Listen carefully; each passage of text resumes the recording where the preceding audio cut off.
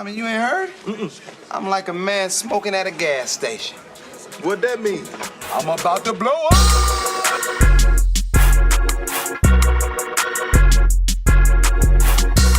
Yo, what's up? What's up? Thank you for tuning in to another episode of Smoking at the Gas Station podcast. Yo, we made it to episode 4. Yo, I didn't even think I was gonna make it after episode 1. So, thank you for anybody that just been listening, anybody who just turned it on and fell asleep. Like, I'm cool with that, yo. Thank you for just even taking the time to even considering to listen to it. I really don't take it lightly. Yo, with that being said, I think this is one of my best episodes so far, and not because of me at all. It's definitely has to do with the guests. You know, it is Mental Health Awareness Month from what I've been seeing on the internet, and so I thought it'd be cool to have someone who specializes in that, and somebody who has a has an interesting journey, and took a different route than a lot of other doctors and things like that. But I have Dr. Tequilla Hill on this episode. A lot of you guys like, who is that? And it's like, yo, after this episode, you probably will go look her up. She's real dope. I think she will be able to, give some insight and help remove that negative stigma when it comes to mental health, especially like in the black community and with minorities, period. So let me know what you think. I'll at you guys at the end of the podcast. Once again, thank you guys for tuning in. All right, peace.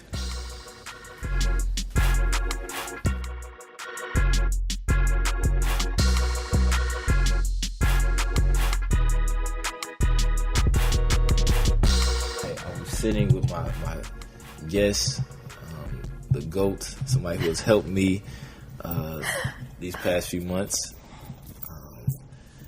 I will say that where I'm from, I didn't even know people like her existed, or I didn't know it was cool for people like her to even associate with people like me.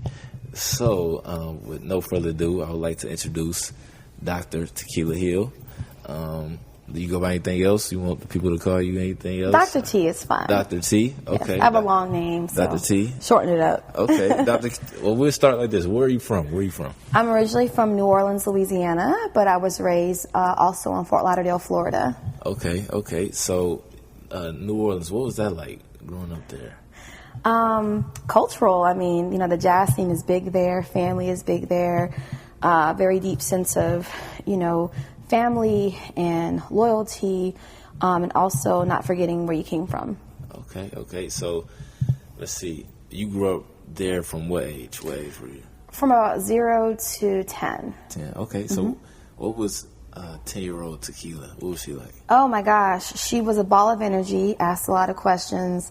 Very inquisitive, precocious. Okay. Talked a lot, and very adventurous and free. Okay. When you say precocious, you need to dumb it down. Some of our audience might be a little slow. I don't know. You know what I'm saying? What Okay. I remember taking little things interest me. Like, if I saw like a bug, I want to know what the bug's insides look like. Yeah. Or, when I would see my parents be happy, I'd ask them like, what's making you smile? I remember asking those type of questions as a child. Yeah. So how things worked, how people worked. I was always really interested in just being fully engaged in life as a child. Okay. So were you the only child? No, I'm the oldest. You're the oldest out of how many? Out of 2 from my mother and my father, and my father has 3 more from his new wife. Okay. So I'm the oldest of about 5. Okay. And so you moved to Fort Lauderdale around 10? Mm-hmm. And you moved there. Why you moved there? My parents moved there. Okay. Mm-hmm. And was that like a culture shock? It was.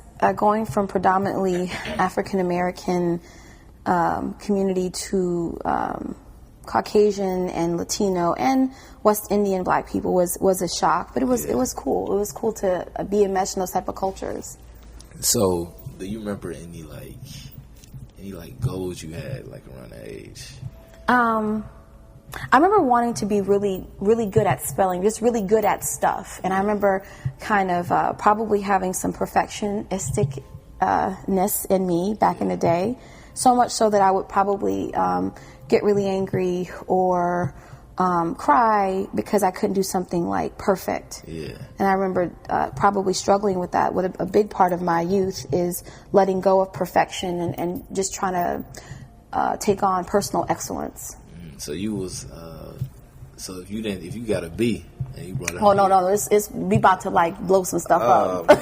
So would you one of those people who you wouldn't let nobody cheat off your paper? Listen, no, hell no. No, I was in the corner. No, you can't cheat off me. And if I did get a B, I want to have a conference call with the teacher and my mother until you get to college and you realize it's not really the end of the world. That I learned the information. A B is not horrible. It's not an A. Ooh, cool. You ain't let me cheat off your paper. That's nah, crazy. Bruh. Nah, you would have cheated off my paper.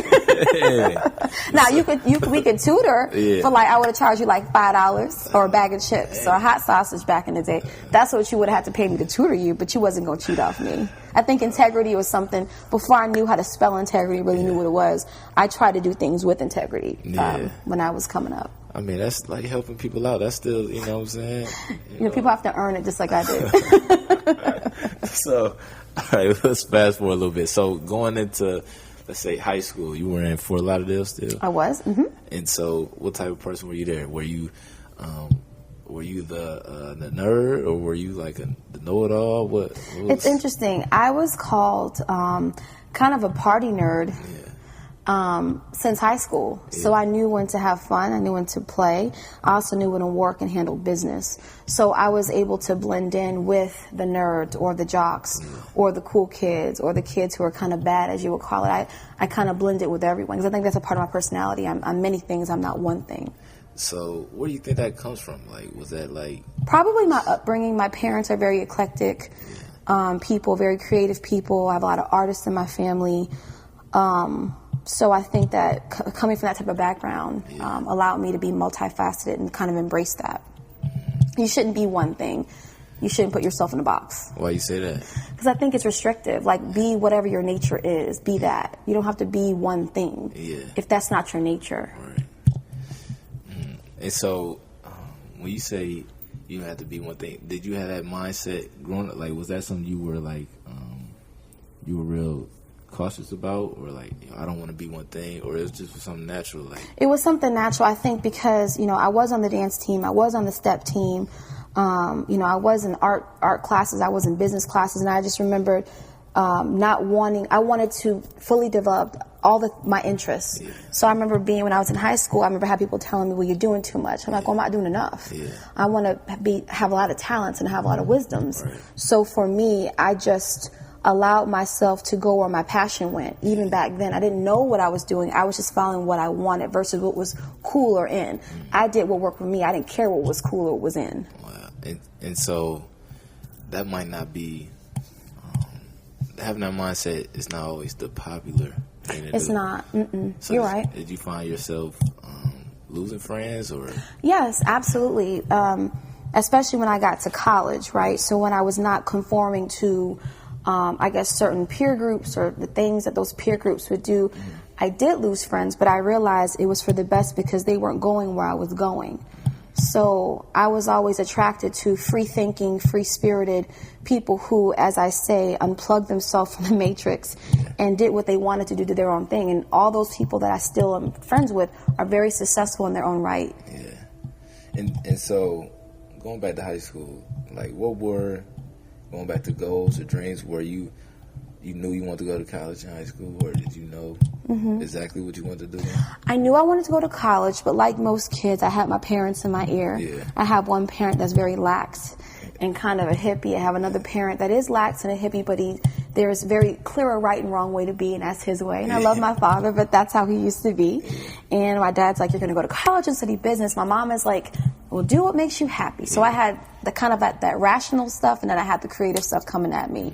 So when I went to college, I went as a business major, but that's not really what I really wanted to do. I did that because my father told me to. Yeah. Yeah. No, business major, I think that's like I want to be stereotypical, but all the black people go, basketball players, I know, we just did business, and I don't know what that's about. But I will say that there's something that my father told me that did stay with me that I did take. Not everything he told me I took, but I take the things that fit and I discard the things that don't. And I mean that with the most affectionate way for my father. part of the reason I am strong is because he allowed me to be free thinking. And part of being free thinking is being okay with loving your parents and explaining to them that I hope you love me. You may not always love my decision, but please love me. Right. And I think that's a part of becoming an adult. But my father taught me, whatever you choose, be good at what you do, and then know the business of what you do. So when I told my father I wanted to be a therapist, he did not support it. And he said, but if you are going to do this, research it, know it, live it, and know the business of being a therapist, and then become a very good therapist. Right. So that's something that stuck with me, beyond not choosing what he wanted me to do. He came around eventually. All right. Dang, so, okay, you keep going a little bit. You got to slow down because you're giving the people too much. Too many gems. You too many gems? So okay, let me stop. Let me stop giving it the gems. Right, high school, you go to what college did you go to? For which degree? So, hold on. She's I got stunned right now. Listen. Hold up. So, for the first one, you finished school. You were a senior in high school. Okay. Is everything clear? You like, okay, I'm going to business school. What? Well, I wish life was that clear and linear. I knew I was going to college. I actually started off in junior college, which I felt like a very big failure. Yeah. Because I wanted what I wanted. I didn't know the ways of the world yet. I wanted to go to Florida State. Florida State waitlisted me. I got into FAM. My father said, hell no. Because he went to FAM. Won't say why. He said hell no, but he preferred me to not go to FAM. He told me to wait out my wait list with Florida State, go to junior college in the meantime, which I kicked and screamed, but realized it was probably the best decision I could have ever made. Because while I was at Broward Community College, I learned about myself as a young woman, what I really, really wanted. That actually brought me to psychology. I had phenomenal professors, and it through that adversity and through me being so angry and disappointed, I actually grew to figuring out exactly what I wanted to do, which was to be a therapist. Mm-hmm. Had I never gone to junior college, I probably would have never figured that out. Mm-hmm. I would have had this very linear career path versus going through some stuff and then coming out of it clearer with choices. And so, going back to that, so what does that look like being in a place that you don't want to be? You there for 2 years, right? I was there for 2 years, and I transferred to Florida Atlantic University. So, what does that 2 years look like? Did you see the light at the end of the tunnel, or was the whole time you just like, yo, I don't want to be here, I'm going to do what I got to do and get That's up a good question. No, I did not see the light at first, but I sat in it. I looked at my life. I was 18. I was not where I wanted to be. All my friends were at Florida State or UGA or UF or UM or, USF, and I was here, someone who had a very high GPA at a junior college. So I felt like a failure. And I think that's the first time I ever felt depressed because my life was very different than what I wanted it to be. So I allowed myself to feel my feelings, and like a lot of us, we struggle alone. No one knew what I was going through. But what I did do is I little by little, I started to try to figure out, well, how can I grow where I am? I'm at this community college. I do have these really great teachers. What can I learn from them? How can I humble myself where I am to get to where I want? So if what I want is to transfer out of BCC, how can I humble myself and do what I need to do that versus complain about where I'm not? What can I do with where I am and what is? I learned that at that point in my life at 18. Wow. And so after that, you went to Florida Atlantic University. And that's still not Florida State. It was not Florida State. It's funny enough because I thought I wanted to go to Florida State, but when I thought about the program I wanted to get into, Florida Atlantic was actually a better program for what I wanted, and it was close to home, and it was actually a better fit for me. It was a smaller school, and like I said, the psychology professors had the specialty that I wanted. So I think that me being patient and being humble allowed me to kind of change my path. Had I not gone to FAU, I would have never gone to Nova to pursue my master's and my PhD. So when I think about the path that I thought I was going to go on versus the path that came organically, I'm grateful for not getting to Florida State. Because if I didn't get to Florida State, I wouldn't be here where I am with you today. Wow. And so, and even going back to junior college, were the people on the outside feeding into, like, yo, you can do better than that, or it was interesting. I had to learn how to silence the noise, and that a lot of people who wanted you to college, and don't quote me, some, I will say maybe like 25% of us we're going to go on to higher degrees. Yeah. But the rest of the people had different situations, different life circumstances, and they weren't. So I had to learn how to differentiate to say, well, this is my journey, and along my journey, I'm going to find like-minded people. And I did. I found a female who's a couple years older than me, and she noticed that I would go to they used to have a Borders. They don't have Borders anymore. We only have Barnes & Noble now. But she noticed that I would meet at the Barnes & Noble, the Borders every day, and I would study, and I would read. And she's like, can I join you? So she joined me. And we ended up doing that for the whole 2 years of Broward Community College till we both transferred to FAU together. And then we transferred to Nova together. Now, we were in different majors, but I created my own tribe, my own support system. And then from that, 2 became 5, and 5 became 10. And then I had this big study group that I was facilitating my entire time in grad school and undergrad. And so, like, how important do you think that is, just to have like a tribe or a team, like, at least not going toward the same thing, but just all want to be successful? Or I think it's of paramount importance. I think it's important for you to be very discriminating, of how you spend your time and who you spend your time with. And I think that everything is not for everybody. I think that you're going to have friends that you turn up with. You're going to have friends that you work out with, friends that you have meaningless conversations with, and you're going to have friends that you mastermind with and you build life with and you do life with. I think it's important for you to know which time and for what friend is you're going to invest in, I think. For me in school, I'd rather have been alone than to have people around me who were not on the same, a similar path, and that they're trying to be successful, they're trying to do something with their life. So it doesn't matter what it is, are you doing something with your life? Right. So that's how I build my own tribe, or I was alone first before I built it. Wow. Okay. And so you go to FAU. Where's that at? That's in Boca Raton, Florida.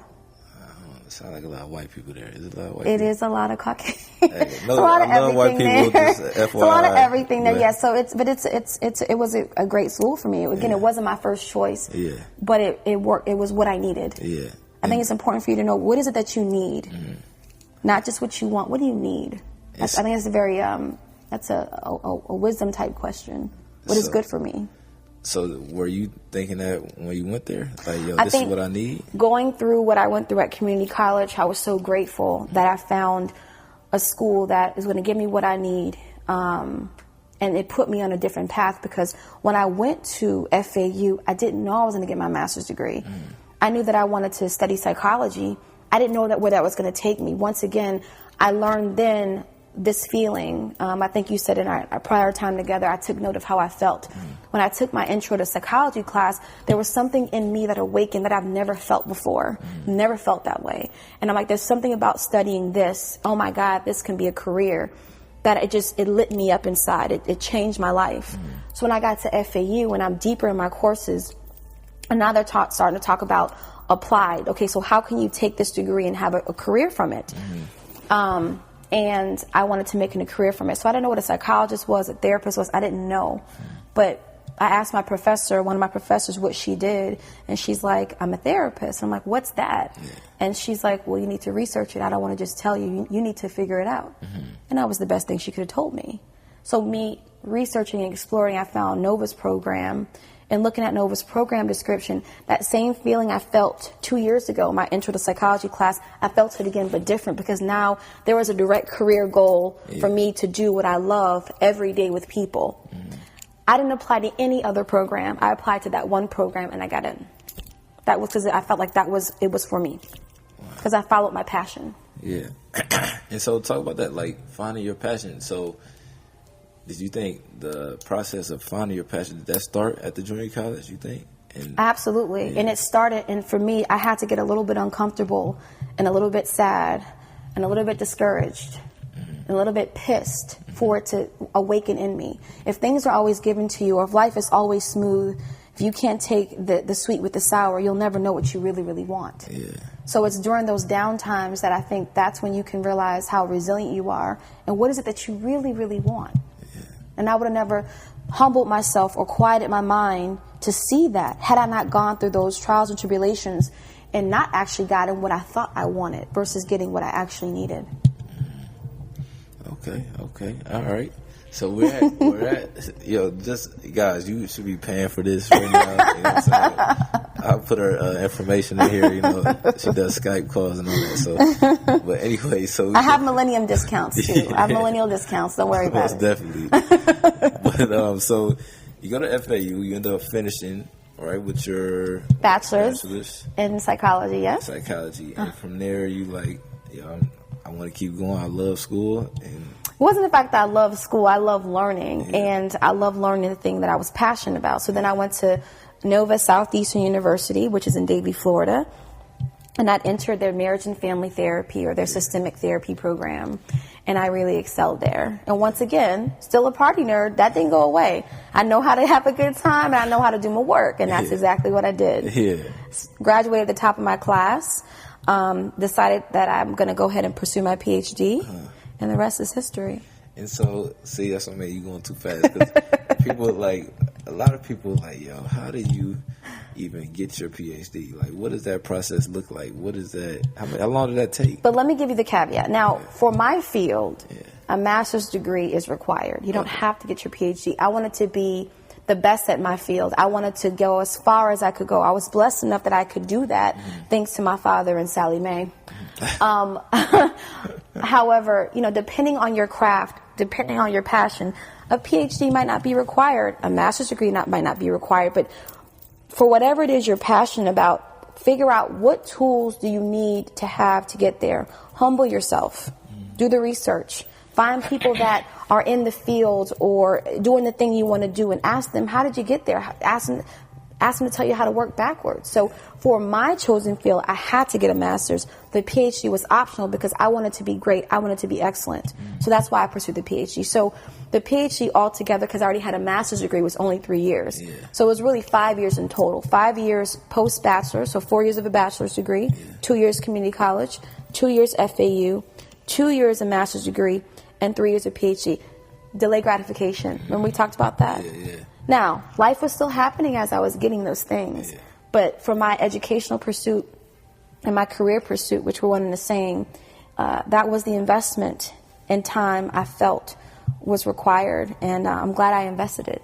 And so, speak on that, because I feel like that's something that we talk about a lot. It's delayed gratification. Like, can you break that down? Absolutely. Delaying gratification, like I think in a nutshell, is how can you build the mental stamina to learn how to tolerate the things that are going to get you to your goals. So it might be a job that's not glamorous to get to the job you really want. It may be dealing with people that are less desirable to connect you with people who are more like-minded. So it's like, how can I sit in these things that I don't really care for, but how can I humble myself to learn where I am? So if you're in a dead-end job that you hate, you're in a program that you hate, you're there for a reason. What can you learn? Humble yourself. What can you learn here to get to the next level? You know, so you might not love where you are, but while you are not loving where you are you trying to build to get to a place that you can create a life that you love? So that could be school, a job, a vocation, a certification, you know, whatever that it is. Learn how to delay gratification. Learn how to sit in, I don't like, but guess what? I'm getting to a place that I will. And so what did that look like for you? Like going the process, let's say you're, while you're trying to get your PhD, you said 3 years, right? Yeah, and I worked at, I did community-based therapy. It was not glamorous. I was in trailer parks. I was in projects. I had rats and roaches at my feet. I had clients chase me with weapons. I've been spit at. I've been cussed out. I've been abused by management. I have had unfair things happen in the workplace, and all of that, I had to continue to ask myself, why am I doing this? Anytime I got down, I would return to the fact of, what is my why? Why am I here? And when I would connect back to my why, okay, I'm here to get this license, or I'm here to learn how to be a good therapist, or I'm here to get this experience to go to the next thing.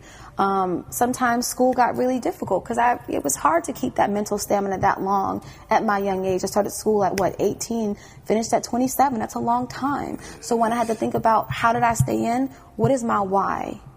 My why is I'm getting all these tools to help enhance people's quality of life. If it means I have to be uncomfortable now to be comfortable later, then it's worth it. Because a short time, if I can be uncomfortable for a short time to have a lifetime of what I want, it is worth it. But that's a mindset. And again, it goes back to how can I humble myself and learn and grow where I am. That's a bar. Can you say that one again? You remember what you said? Which thing? The last part you said, if you could... grow where you are? If you can get what you want, like later on, say that again. I missed it. Well, I didn't miss it. I want other people to get it. You remember what you said? Yeah. Can you say it again? Okay. Please? So... the last part. Okay, if I can humble myself to say, I know I don't like where I am. I'm uncomfortable where I am.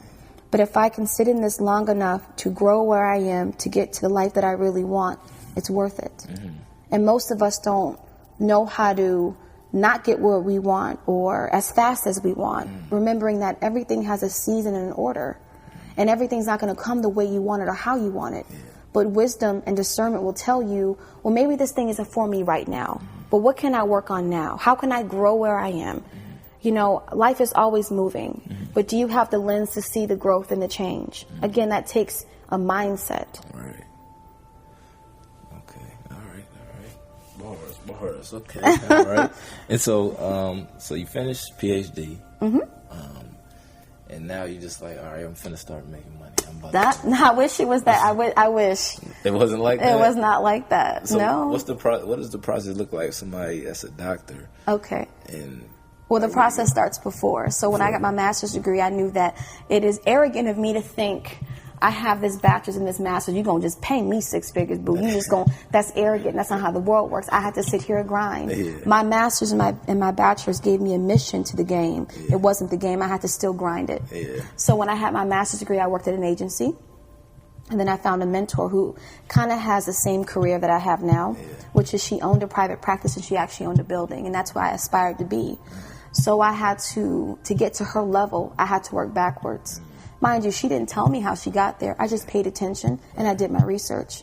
So I think that if I got my master's at 25, I went into business for myself at about 28. I was already fully licensed and I had my private practice. But between them, I was a clinical director at my highest rate. I was a regional director. I was a group home program manager, field therapist. I've had a lot of jobs in the field, all of which I did not like. But I tolerated it because I was trying to get to the end goal, right? So when I opened up my practice for myself the first time, even then, it wasn't like I was making tons of money. I had to learn, again, the business of what I wanted to do, and also be good at what I was doing. So there's always a learning curve. Every level you get to, there's a learning curve. And I didn't expect anything. I knew that I was going to have to work hard just like every level I've gone to. It's like Super Mario Brothers. Every level you get to, it's going to get harder. It's because you're getting better. It's supposed to happen. You're leveling up, right? So when I first opened my business, I had to learn, what did I really want? Did I want to stay in business or did I want a hobby? And what am I going to have to do to keep my business open? And I did that, and the rest is history. And so, so was the end goal at that point to have your own practice? No, the end goal was for me to have freedom. And for me to practice therapy the way that I wanted to take the clients that I wanted to have the freedom to do all the things I desire, like consult and teach and supervise and write and speak. The practice was the medium for me to do those things. It was the vessel. But the end goal was for me to have freedom to use my craft the way I wanted to. It just so happened that the private practice was the medium for me to do that. So the end goal was never about money. It was about how can I live in alignment with my passion and my values, and how can I practice authentically and have a soulful business model. Now, of course, the end goal is, yes, I make a great living income now. I'm very, very blessed. But money never drove me. Passion did. And even talking about money, so you were in school from, you said 18 to 27, and you mentioned Sally Mae. I can only imagine, what that debt looks like. But you can't think, you got to think about it as an investment. People, people have bigger debts, right? My debt was a student loan debt, and you got to think about it. If you know that you're going to be prosperous, what is that? So I knew I was going to have a student loan debt, but I knew that I was going to be successful. So I knew one day I was going to make enough money to pay it off, or, whatever I had to pay. But I didn't let the scary part or the unpleasant part deter me. If that, loan meant I can have a financial freedom one day, freedom to work the way I want to work, then it was worth it. So when you take, any type of loan, be it Sallie Mae or a bank loan, make sure that you're taking a calculated risk. Don't just take risks to take risks. Take a calculated risk. Right. Make sure that this is something that's going to be an investment. Okay. And so, would you say that when you were making those risks or making those choices to take that risk, is that what you had, that mindset, or was it like, I'm just doing it just... No. You had those? This is the thing. I, as a young person, I didn't have a whole lot of mentors. And I have great parents, but there was a part of life where I was going that they couldn't help me because they'd never been. Right. So I realized that I wasn't have to rely on my own wisdom, and I'm very spiritual, the wisdom of our Heavenly Father. And for those of us who are believers, that is very, very real. So when I think about knowing myself, I knew that I made good decisions. And if I didn't know how to make a decision, I thought about, okay, someone I look up to, or maybe the wisdom of an elder, right? But ultimately, I was going to make the decision. And when I thought about, I'm not going to ever let myself fail. I've never let myself fail. Having a setback is not failure. But I wouldn't make just a stupid decision or a childlike decision. I made adult decisions because I wanted to have an adult life, a responsible life, a full life. And taking out those student loans, I didn't go buy Louis Vuitton with it. I didn't buy red bottoms. I made sure that I had money to pay my tuition, and I had money to live off because they give you more than what you need. So I used the money wisely, and I felt like I was rewarded because I was so disciplined in that. So yeah, it was an investment. Yeah. And so now, obviously, the investment is paying off. Right? It is. And so it is grateful. So now, where you're at today, you have your own practice, and talk about. Okay, so that's one thing I missed. You were in Florida, and so what made you want to come to Atlanta? It's funny, I was actually in Atlanta after my master's degree. I was in a program, a doc program that I did not like, and paying attention to how I felt, it was just not a good fit for me. It wasn't a good place for me. So I had to humble myself to say, okay, well, I want to finish my PhD. What would be a better fit for me? So I actually went back to Nova. I knew Atlanta wasn't going to go anywhere. Atlanta was in my heart, and I was going to come back to Atlanta because it wasn't going anywhere. So I went back to Nova, and I finished my PhD there. But I didn't start there. I started at a school up here. I'd rather not say. But I did very well in Florida, but it was something that I was content in Florida. I did very well in Florida, but there was something about Atlanta. There was something about serving my people.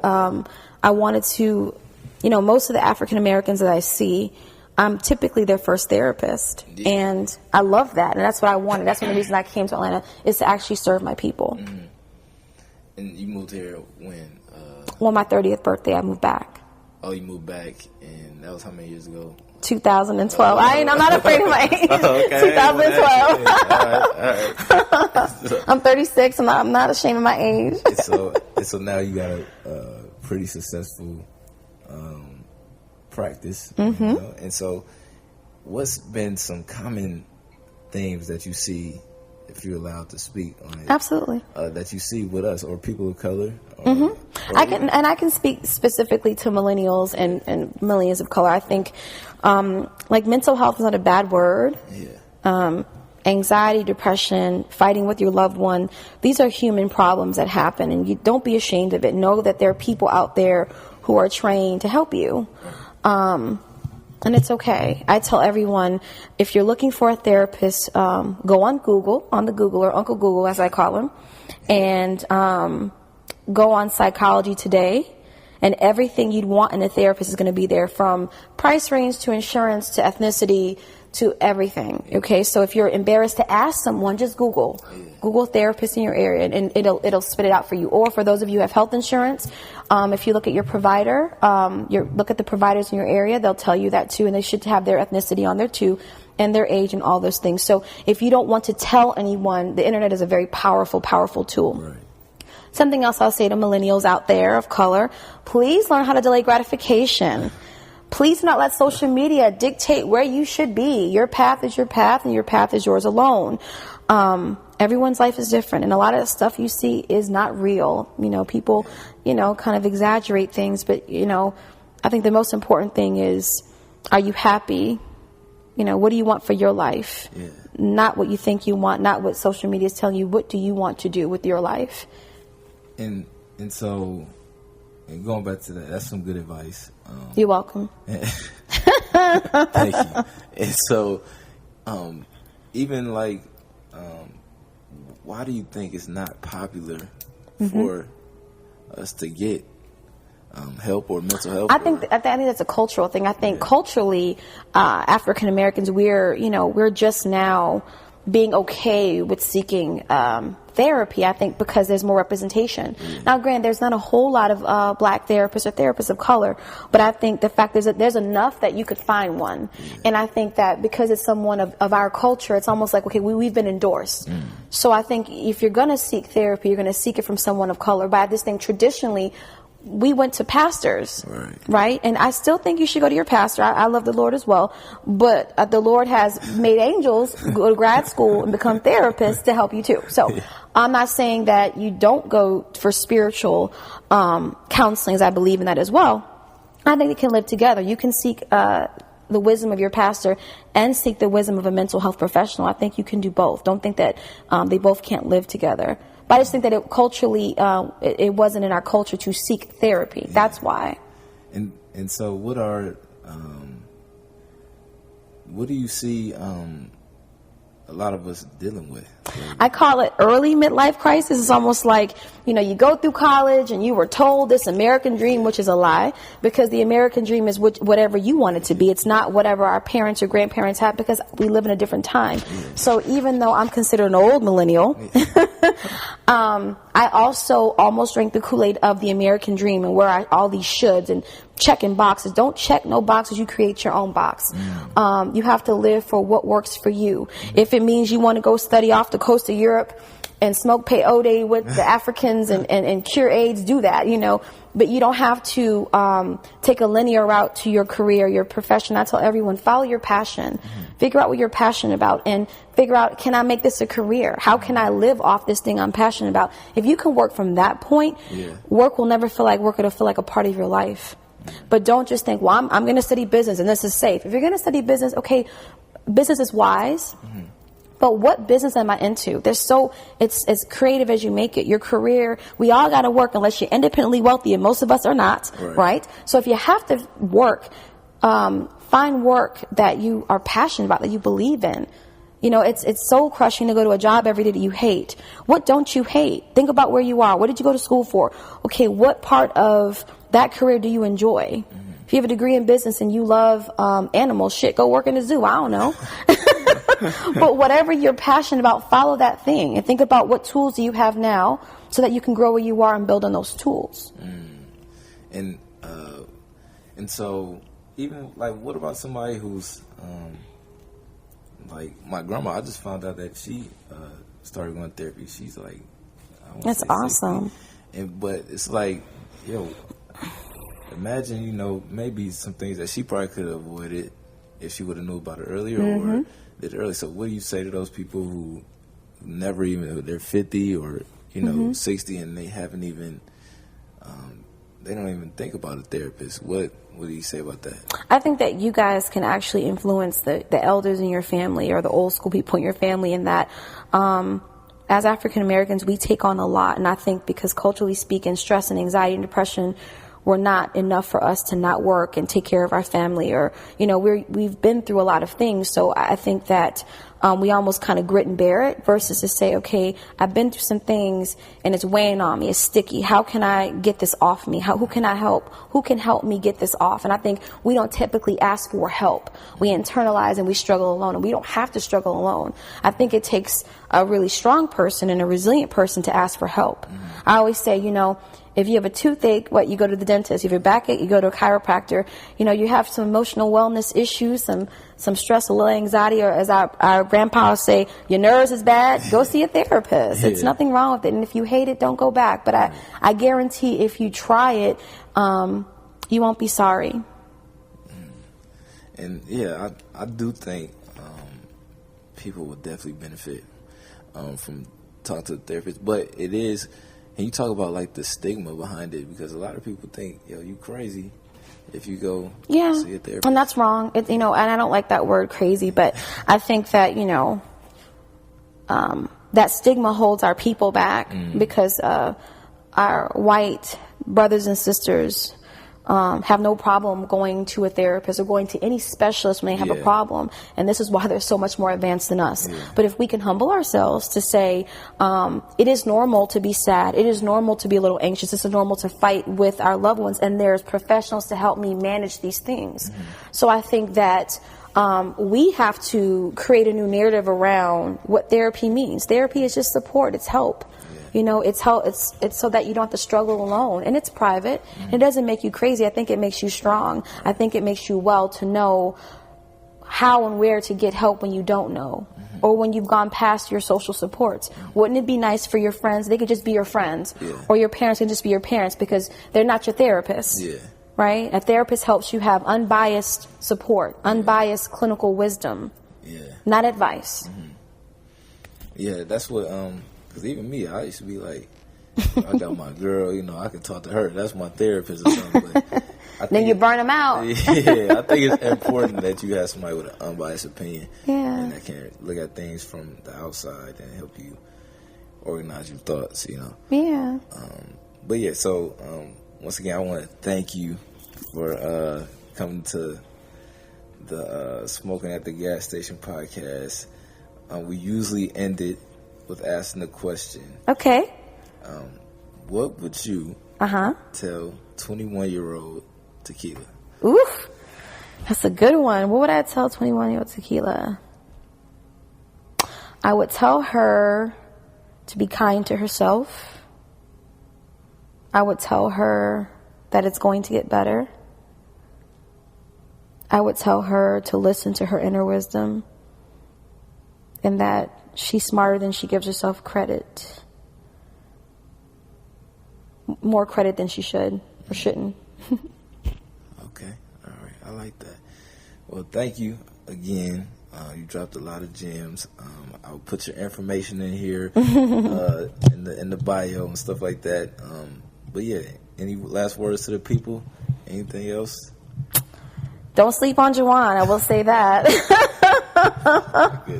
Seriously, all the people y'all Instagramming, Facebook, and whatever, Snapchatting, make sure that it's people you're looking that you can look up to, people who are giving you wisdom and giving you things to enhance your life, not rot your brain. And I think that this young man is definitely very wise and has a lot of things to give you guys. So don't sleep on Juwan. I appreciate that. Thank you again. Hope you guys got something from this, because I definitely did. So appreciate it. Oh, you guys can cash app her, for this session too. This was free. This is for the free. All right.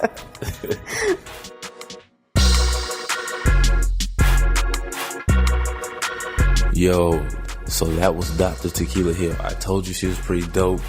Yo, I got a lot from that, from just interviewing her, and I talk to her frequently. So, man, please, yo, if you don't do anything else, like, if you never listen to another episode, if you say, yo, I hate the Smoking at the Gas Station podcast, I just wasted 45 minutes of my life, please just go Google something about mental health. Like, yo, if you spark any ideas, like, yo,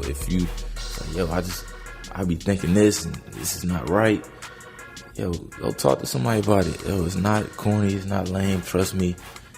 Like, just try it. Like, you don't have to get pills or nothing like that. There's nothing wrong with that either, but just go look into it, man.